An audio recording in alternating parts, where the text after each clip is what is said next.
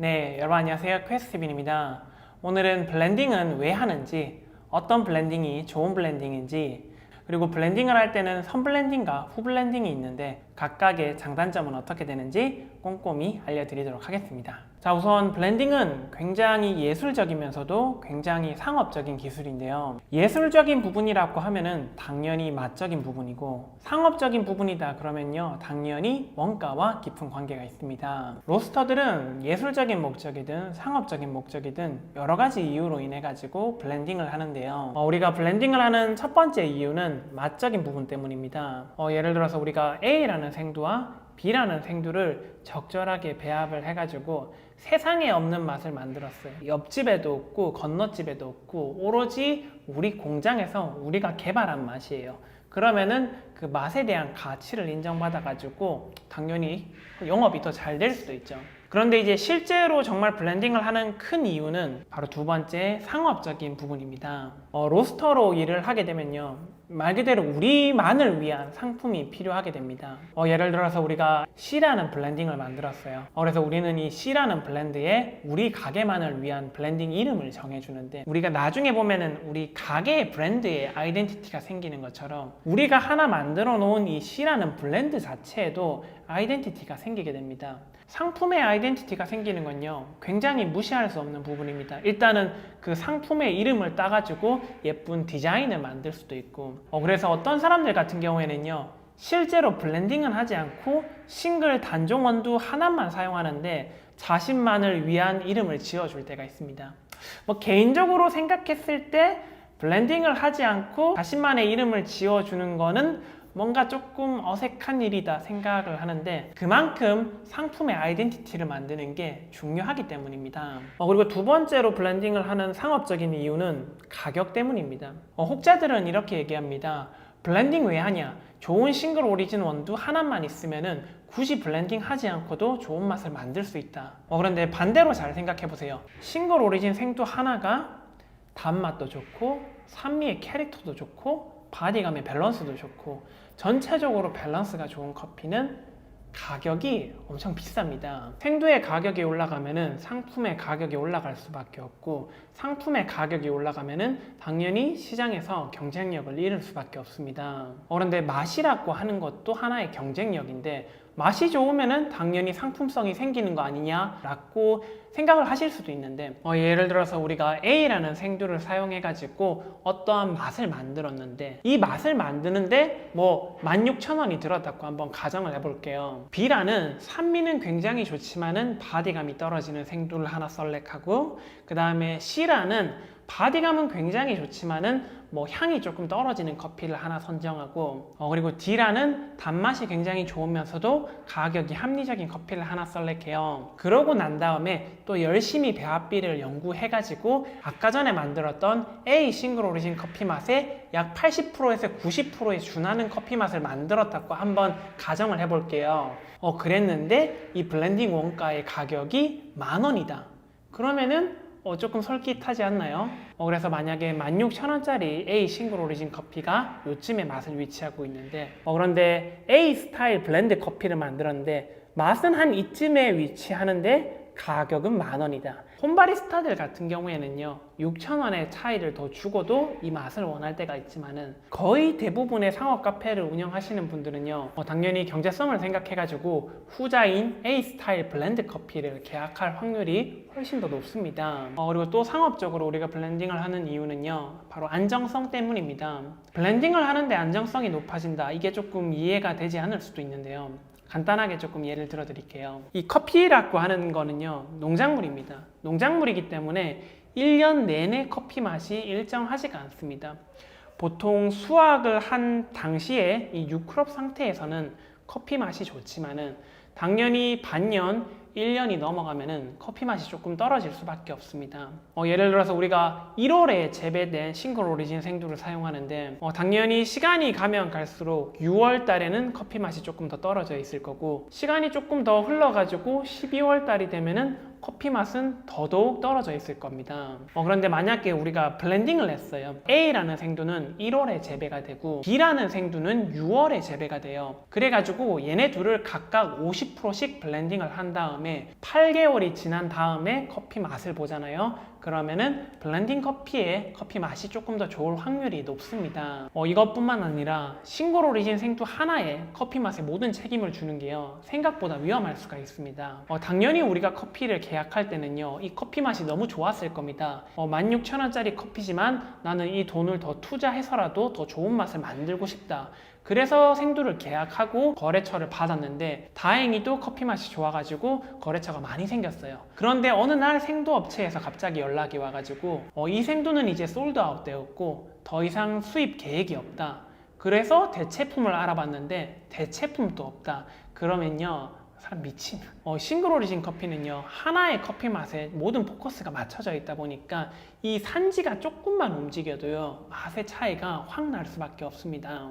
반대로 블렌딩 같은 경우에는 이러한 리스크성이 조금 적습니다. 예를 들어서 우리가 커머셜 등급의 콜롬비아를 50% 사용하고 프리미엄 등급의 과테말라를 50% 사용해가지고 블렌딩을 배합했는데 프리미엄 등급의 과테말라가 솔드아웃 된 거죠. 그런데 똑같이 대체품을 찾을 수 없어요. 여기서 뭐 생각의 전환을 조금 해보면은 커머셜 등급의 콜롬비아를 프리미엄 등급으로 올리고 프리미엄 등급의 과테말라를 커머셜 등급으로 낮춰가지고 또 둘의 밸런스를 맞출 수도 있죠. 물론 이게 무조건 된다 그런 게 아니라 조금 더 시도해볼 수 있는 방향성이 더 넓어진다는 겁니다. 이거는 블렌딩의 개수가 늘어나면 늘어날수록 더 강해지는데요. 예를 들어서 2개의 생두를 배합했는데 둘 중에 하나가 바뀌었다. 이러면은 티가 조금 많이 나는데 그런데 블렌딩 배합이 4가지로 이루어지는데 이 중에 들어가는 커피 한 20%가 교체됐다. 이러면요, 솔직히 전문가들도 그렇게 눈치채기가 쉽지가 않습니다. 이러한 복합적인 부분까지 생각을 해보면요, 블렌딩 원두의 안정성이 조금 더 높다고 볼 수 있습니다. 자, 그렇다면 어떤 블렌드가 좋은 블렌딩일까요? 사실 이 부분에 대한 명확한 정답은 없지만은 제가 개인적으로 생각하는 거는 이러한 맛적인 예술적인 부분과 상업적인 부분이 모두 다 적절하게 정말로 조화롭게 배합이 된 커피가 만들어졌을 때 그 커피가 가장 좋은 블렌딩이지 않을까 싶습니다. 반대로 나쁜 블렌딩은 어떤 블렌딩일까요? 예를 들어서 하와이안 코나 블렌드, 블루 마운틴 블렌드. 실제 배합비에서는 굉장히 극소량의 생두만 사용을 해요. 1%에서 10% 정도만 배합을 할 수도 있겠죠. 물론 이 블루 마운틴을 1%에서 10% 배합하는 것 자체가 나쁜 거는 아닌데 실제로 나머지 90%에서 99%는 아주 저렴한 걸 사용하면서도 네이밍 자체는 굉장히 고급스럽게 포장하는 것은 사실 소비자 기만이라고 생각을 합니다. 요즘은 이러한 일들이 뉴스에 많이 나와가지고 많이 사라졌을 거라고 생각을 하시는 분들이 계시는 것 같은데 실제로 저는 해당 업계에 있다 보니까 아직까지도 이러한 일들이 종종, 아주 많지는 않지만은 종종 일어나는 모습을 볼 때가 있습니다. 배합비의 한 20-30% 정도만 스페셜티 커피를 사용하고 나머지는 다 커머셜 등급인데 스페셜티 블렌드 또는 배합비의 마이크로라 생두를 한 10% 정도 사용하고 나머지 커피는 커머셜이나 프리미엄을 적절히 섞어서 만들었는데 이제 판매를 할 때는 마이크로라 블렌드. 만약에 순수한 의도를 가지고 그렇게 블렌딩을 했다고 하면요, 소비자들이 명확하게 알 수 있게 표시해 주는 게 맞고요. 제 개인적인 생각에서는요, 배합비의 한 50% 이상의 생두를 사용해야지 스페셜티 블렌드든 게이샤 블렌드든 이렇게 조금 이름을 쓸 수 있지 않을까 생각을 합니다. 블렌딩의 목적 중에 하나가, 가장 중요한 것 중에 하나가 가격대를 맞추는 것도 있죠. 나만이 가지고 있는 향미 캐릭터, 나만이 보여줄 수 있는 새로운 향미 캐릭터를 만들어내기 위해서 조합을 짜는, 특별한, 이 커피는 나만 그럼 사용하는 거니까요, 이 블렌딩은. 그래서 이렇게 나만의 개성을 보여주기 위해서 하는 것도 있지만 더 중요한 목적 중에 하나가 가격대를 맞추는 거죠. 좋다고 해서 무조건 키로에 막 3만 원, 5만 원짜리 생두를 쓸 수는 없잖아요. 그러니까 조금 더 가격이 합리적인 생두를 선정을 해놓고 여기에 개성을 좀 불어넣어주는 역할로 좀 더 고가의 생두를 얹은다든지, 이건 다 취향이 다르겠지만, 선블렌딩과 후블렌딩, 결정적으로 어떤 거는 선블렌딩을 해야 된다, 어떤 건 후블렌딩을 해야 된다, 절대적으로 그렇게 해야 된다라는 규칙이라든지 뭐 그런 건 없지만 최근 들어서 후블렌딩을 조금 더 많이 선호하는 이유가 아마도 그런 것 같아요. 그러니까 만약에 1번과 3번, 5번을 블렌딩을 하겠다라고 이미 이제 정했어요. 이 샘플들을 하나로 다 섞어가지고 로스터기에 집어넣어가지고 볶는 것보다는 이 커피들이 각각의 이 포인트, 여기서 베스트라고 생각하는 이 각각의 싱글들이 베스트 퍼포먼스라고 생각하는 로스터의 기준대로 볶아낸 다음에 그리고 나서 나중에 후에 블렌딩을 하는 조합을 짜는 이런 조합을 많이들 가져가죠. 후블렌딩을 할 때 좀 더 중점적으로 생각해야 될 거 이유라고도 할 수 있겠죠. 품종들이 다 다르고 산지가 다르고 생두가 가지고 있는 캐릭터가 다르고 뭐 여러 가지 이런 생두의 컨디션에 따라서 그러니까 거기에 맞는 최적의 프로파일을 적용해가지고 볶아내야지 자기가 조합을 짰을 때 밸런스가 깨지지 않는다고 생각하시는 분들이 좀 더 많아졌으니까 후블렌딩을 많이 선호하겠죠. 다크 로스팅이다 라고 생각해보면 뭘 해도 강하게 볶아졌기 때문에 이 생두 각각의 개성보다는 로스팅 포인트에서 주는 편안함, 균일함 이런 것들을 좀 더 중점적으로 생각했기 때문에 다크 로스팅에서는 아무래도 선블렌딩을 하는 경우가 많이 있는 걸로 알고 있고 오히려 그런 부분 때문에 전략적으로 선블렌딩을 하고 다크 로스팅을 접근하는 경우도 꽤나 있어요. 저도 마찬가지긴 합니다. 다크 로스팅을 할 때 선블렌딩을 하는 전략적인 이유가 뭘까요? 다크 로스팅에 선블렌딩을 해놓고 돌린다라는 거는 산지, 품종, 프로세싱, 재배 고도, 뭐 생두의 밀도와 수분 함량 뭐 이런 것들을 고려하지 않고 드럼 안에 투입을 해요. 생두마다 똑같은 화력으로 로스팅을 하더라도 생두의 컨디션, 여러 가지 컨디션에 따라서 똑같은 화력으로 볶았지만 볶아서 나오는 결과물 값이 다르잖아요. 육안으로 보기에는 다들 약간 오일기가 좀 있고 아주 색상이 진해지는 진한 갈색이 되는 느낌의 다크 로스팅이지만 이 안에서 이미 스펙트럼이 굉장히 넓어지겠죠. 그래서 미리 블렌딩을 해버려가지고 선블렌딩 해가지고 다크 로스팅을 돌려버리는 더 다채로운 맛을 의도할 수 있겠죠. 다크 로스팅이지만 그 미묘한 향미 스펙트럼의 볼륨을 더 높여주기 위해서 블렌딩이라는 게 각각의 베스트라고 생각해도 조합을 했을 때 안 어울리는 경우도 있고 그렇기 때문에 이런 컵에다가 미리 블렌딩 해보는 거 1번과 2번을 섞고 싶다? 그럼 1번 하나, 2번 하나 섞어서 잘 섞어서 일단 맛봐봐요. 어울리는지 이 자체로. 물론 이것도 정확하지는 않을 수 있지만 대충의 뉘앙스를 파악해 볼 수는 있지. 어떤 걸 주의하면 좋을까요? 뭘 본인이 신경 쓰고 있냐에 따라서 달라지는 문제예요. 각각의 퍼포먼스, 베스트 퍼포먼스를 조합해서 정말 기가 막힌 새로운 향미를 만들고 싶냐? 아니면 가성비를 추구하느냐? 아니면 로스팅할 때 나는 좀 더 편안했으면 좋겠다. 되도록이면 내추럴 커피만 사용하고 싶다. 그러면 뭐 좋죠. 제일 먼저 중점적으로 볼 거는 이 커피의 프로세싱이지. 뭔가 참 어려운 문제 같아.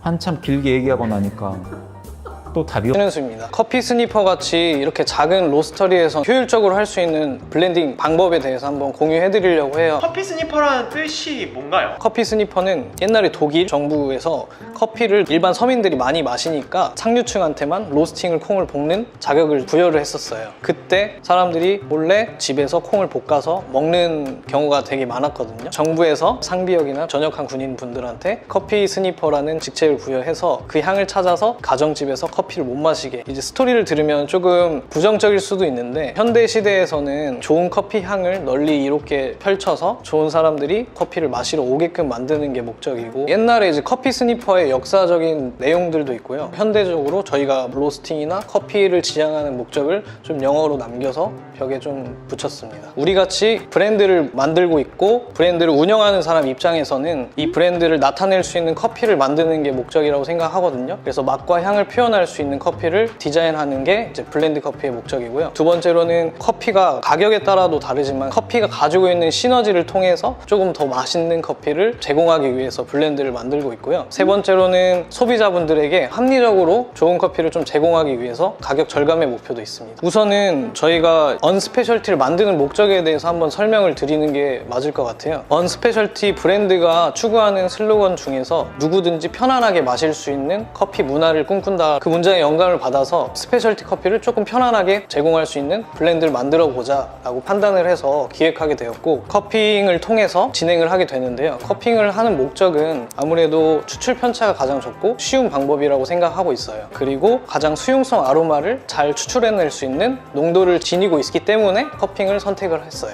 블렌드를 한 목적에 이어서 커피를 선택하는 기준이 좀 중요하다고 생각을 해요. 블렌드 커피를 만들 때 베이스 커피 종류를 여러 가지를 컨택을 하잖아요. 그때 이제 기준점으로 메인 커피, 그리고 저희는 서브 커피로 나눠서 이렇게 사용을 하고 있어요. 이 방식은 다른 곳에서는 어떻게 사용할지는 모르겠지만 스니퍼에서는 이러한 방식으로 블렌드 커피를 제조하고 있고 디자인을 하고 있습니다. 산이 주가 되는 커피가 될 수도 있고요. 산미와 단맛의 밸런스가 좋은 커피, 배전도가 높지만 단맛이 좀 유지력이 좋은 커피, 뭐 이 정도로 나눌 수 있을 것 같아요. 그리고 메인 커피가 선택이 됐으면 서포트를 해줄 수 있는 서브 커피가 중요하다고 생각을 하거든요. 서브 커피 같은 경우는 부정적인 맛과 향을 지닌 커피는 좀 배제하고 있는 편이고요. 긍정적인 향미를 가지고 있지만 메인 커피가 가진 향미를 지배하거나 덮는 커피 같은 경우는 좀 배제하는 편입니다. 세 번째로는 서브 커피가 향보다는 맛이 균형이 잘 잡힌 커피를 좀 선호하는 편이에요. 그러면 언스페셜티 블렌드 같은 경우에는 네. 메인 커피가 어떤 거고 그 서브 커피가 어떤 걸까요?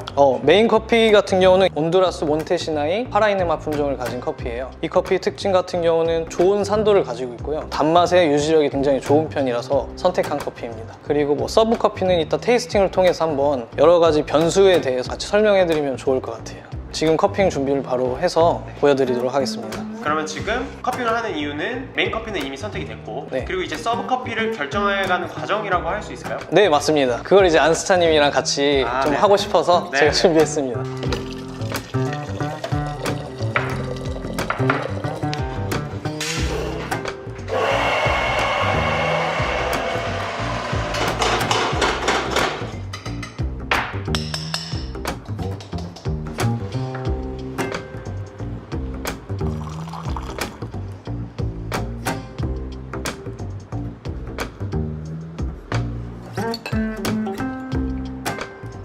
저희가 커피를 4가지 정도 준비를 했고요. 네. 지금 메인 커피라고 아까 설명을 드린 온두라스 커피, 에티오피아 커피고 이거는 이제 콜롬비아 커피, 브라질 커피예요. 그래서 오늘 하나씩 테이스팅을 해보고 이 커피가 가진 캐릭터와 맛과 향을 우리가 파악한 뒤에 액체를 통해서 블렌딩을 할 거예요. 커피 자체가 홀빈 상태지만 홀빈을 계속 블렌딩을 해서 맛을 볼 수는 없잖아요. 좀 더 효율적으로 좀 하기 위해서 같은 시간에 같은 맛을 보고 액체의 비율로 나눠서 커핑을 좀 진행을 하려고 해요. 일단은 한번 각각의 커피를 한번 테이스팅 해보겠습니다. 온두라스 커피는 아까 말씀드린 것처럼 사과산, 약간 말리게 느낌을 나면서 단맛이 좀 유지가 되는 커피예요. 그리고 이디오피아, 콜롬비아 커피, 브라질 커피.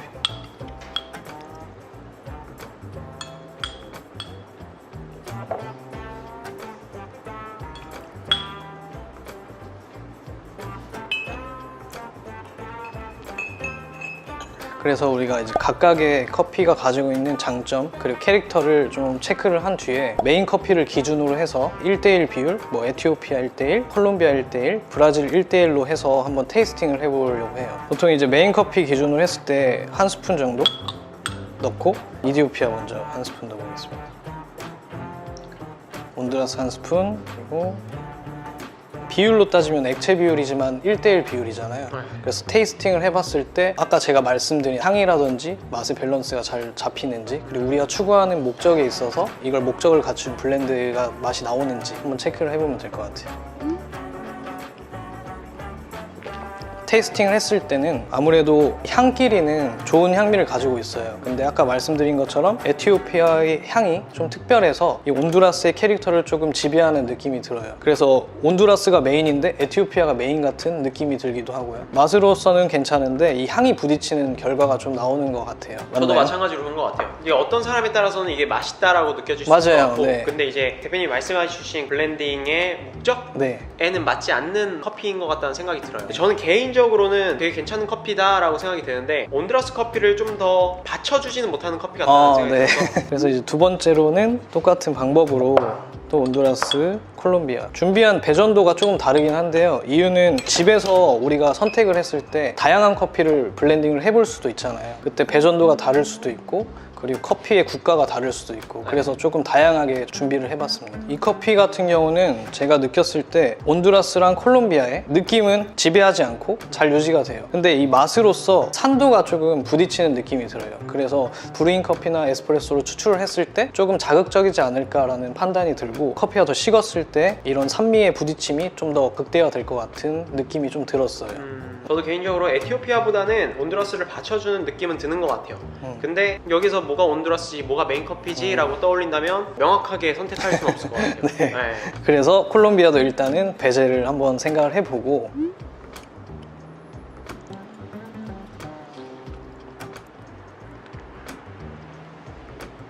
제가 생각했을 때는 온두라스의 커피의 캐릭터도 조금 돋보이게 만들어주기도 하고 브라질 커피가 엄청 캐릭터가 화려하진 않아요. 근데 가지고 있는 단맛이랑 너티함과 바디감이 좀 좋은 커피라고 판단을 했거든요. 그랬을 때 온두라스의 높은 산을 조금 중화를 시켜주면서 단맛의 유지력을 좀 더 길게 해주는 느낌이 들고요. 그 메인 커피라는 느낌을 좀 더 표현을 해주는 것 같아서 이렇게 선택을 했어요. 확실히 온두라스가 메인 커피라는 생각이 들게 하는 조합인 것 같아요. 네. 그럼 또 여기서 디테일한 비율 조정은 또 어떻게 들어가요? 저희가 1대1 비율부터 시작을 해서 비율을 늘려가긴 해요. 온두라스 1에 이제 브라질 배율을 좀 더 높이면은 브라질을 2로 해볼게요. 이런 경우 커피를 마셨을 때 온두라스의 산은 좀 더 중화시켜주긴 해요. 맛의 밸런스는 좋지만 추구하는 목적이랑 좀 다르다고 판단을 들거든요. 브라질이 가지고 있는 이 캐릭터가 온두라스를 조금 해치는 느낌이 들어서 맛의 밸런스는 좋지만 향의 밸런스는 우리가 추구하는 목적이랑 좀 다르다고 판단이 됐어요. 그래서 브라질의 비율이 좀 높았을 때는 온두라스의 비율도 좀 더 높여줘야 될 것 같은 느낌이 들었어요. 그리고 반대로 온두라스 2대1로 마셔봤을 때 같은 경우는 온두라스의 향미 자체에 산도가 좀 높은 커피라서 소비자들이 먹었을 때 마시기 편안한 정도는 아니고 제가 느끼기에는 조금 산이 거친 느낌이 좀 들어서 중화된 느낌? 커피가 가지고 있는 캐릭터 플러스로 좀 편안한 느낌을 가질 수 있는 블렌드 비율이 1대1이라고 판단이 돼서 이런 식으로 설정을 했어요. 보통 이제 브링 포인트와 에스프레소 포인트를 같게 하는 경우도 있고 좀 다르게 하는 경우도 있잖아요. 네네네. 이런 것까지 좀 고려하시면서 이런 비율들을 결정하시는 거예요. 판매하는 커피에 따라 다르지만 싱글 오리진은 무조건 브루잉과 에스프레소를 같이 추출할 수 있게 로스팅을 구성하는 편인 것 같아요. 그래서 특별히 에스프레소용으로 사용하기보다는 이 언스페셜티의 목적성에 맞게 브루잉 커피를 집에서도 좀 더 즐길 수 있도록 그렇게 설정을 하는 편이고요. 뭐 매장에서 쓰는 방식은 좀 다르긴 한데 목적성에 따라서 로스팅 방법도 좀 다른 것 같아요. 어떻게 보면 브링 포인트를 생각하고 지금 블렌딩을 하시는 거예요. 네네. 하지만 에스프레소로 마셔도 맛있게 충분히, 네, 맛있을 것 같아요. 그래서 저희가 이제 마지막으로 내린 결론은 1대1 비율을 가진 이 언스페셜티 커피 자체가 조금 더 특별하다고 판단이 됐어요. 왜냐하면 저희가 오픈한 지 2년 이후 처음 만든 커피니까 이날을 기다렸나 봅니다. 저도 뜻깊네요, 진짜. 네네네. 집에서 만약에 커핑이 어려우실 경우에는 클레버나 침출식 추출 도구를 이용해서 액체끼리 한번 테이스팅을 한 뒤에 다른 로스터리의 런두를 조금 비교해서 같이 블렌딩을 해보는 방법도 재밌을 것 같아요. 그러네요. 이렇게 보니까 되게 블렌딩이 어렵지 않다는 생각이 든다고 해야 될까요? 오늘은 그 싱글 오리진하고 블렌드 차이에 대해서 모르시는 분들 아니면 조금 헷갈려 하시는 분들이 계시는 것 같아가지고 그거를 조금 간단하게 설명을 좀 드려볼까 합니다. 일단 싱글 오리진은 그냥 하나예요. 단품종. 뭐 콜롬비아 커피면 콜롬비아 하나.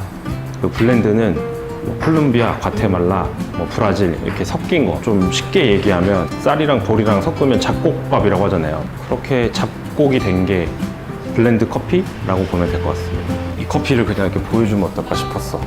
요거는 워시드 커피, 요건 내추럴 커피, 요건 과테말라 커피, 요거는 코스타리카 커피. 그래서 이렇게 각각 커피를 내려서 마시면 이게 이제 싱글 오리진 커피가 되는 거고, 이거를 이렇게 섞어서 먹으면 블렌드 커피가 되는 거죠. 코스타리카 50%, 과테말라 50%를 섞으면은 5대5 비율로 섞인 블렌드 커피가 되는 겁니다. 뭐 이것도 각 매장마다 조금 상황은 다르기는 한데 블렌드 커피 같은 경우에는 진짜 오늘 오나 내일 오나 1년 뒤에 오나 2년 뒤에 오나 진짜 비슷한 커피를 계속 드실 수 있거든요. 우리가 생각하는 어떤 이제 맛들이 있으니까 이 맛은 어떤 커피로 대체해서 그거랑 비슷한 맛을 계속 유지할 수 있는 단골 손님이라고 하죠. 단골 손님들은 이 커피 맛이 좋아서 계속 오시는 건데 그 커피를 굉장히 오랜 시간 유지할 수 있다는 게 장점이고, 근데 싱글 오리진 커피 같은 경우에는 같은 나라, 같은 지역, 같은 농장에서 나왔는데 프로세싱에 따라서 맛이 다 다르거든요. 그러니까 어떻게 가공을 했느냐에 따라서 맛이 다 다르기 때문에 풀 네이밍을 잘 보시면 거기에 이제 정보들이 다 적혀 있어요. 뭐 어떤 뭐 내추럴이니 워시드니 뭐 요즘에 뭐 무산소 발효니 그런 거에 따라서도 같은 커피인데도 프로세스에 따라서 다른 커피 맛이 날 수도 있다. 맛있게 드셨던 커피들 같은 경우에는 그 정보를 좀 확인을 해 두시는 게, 프로세스까지 한번 보시는 게 좋습니다. 이게 다 완전 달라요. 그리고 싱글 오리진에서도 이거는 올해 수입된 것 중에 퀄리티가 좋기 때문에 저희가 품목으로 선정을 해서 판매를 하고 있는 건데, 이게 소진이 되면 이제 끝나는 거거든요. 내가 맛있게 먹었어도 지금 먹지 않으면 다음에 와서는 먹을 수 없을 수도 있다. 싱글하고 블렌드의 차이는 그런 게 좀 있을 수도 있어요. 맨날 먹을 수 있는 커피, 얘는 맨날 먹을 수는 없는 커피. 이렇게 단정 지으면 안 되긴 하는데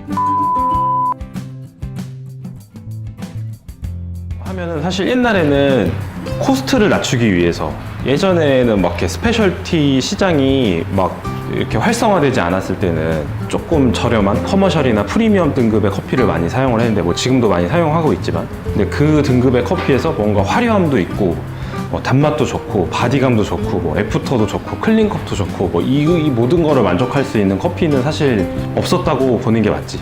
그러니까 그 등급이 낮은 커피에서는.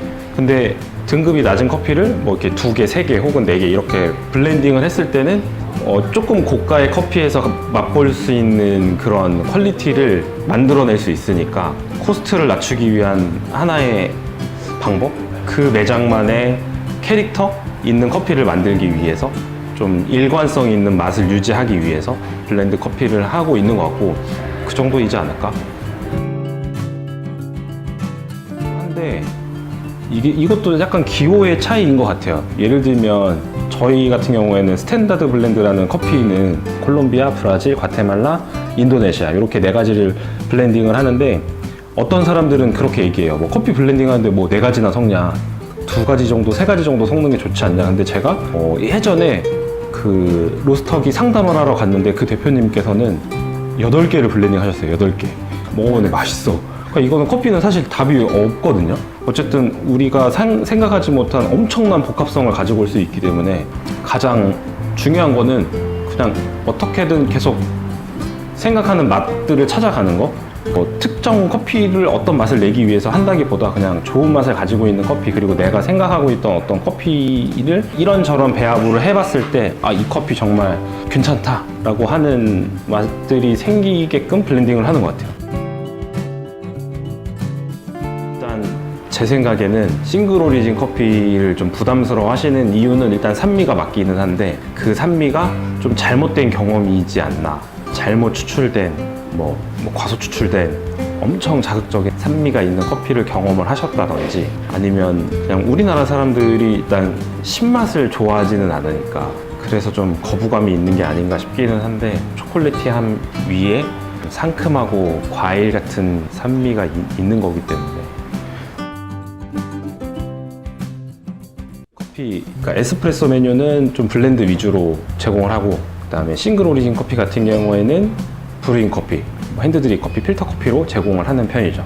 아무래도 필터 커피 같은 경우에는 변수를 조절하기가 좀 편하니까 아무래도. 그리고 그거를 소비자한테 전달을 했을 때 이해시키기가 필터 커피보다 에스프레소가 훨씬 힘들죠.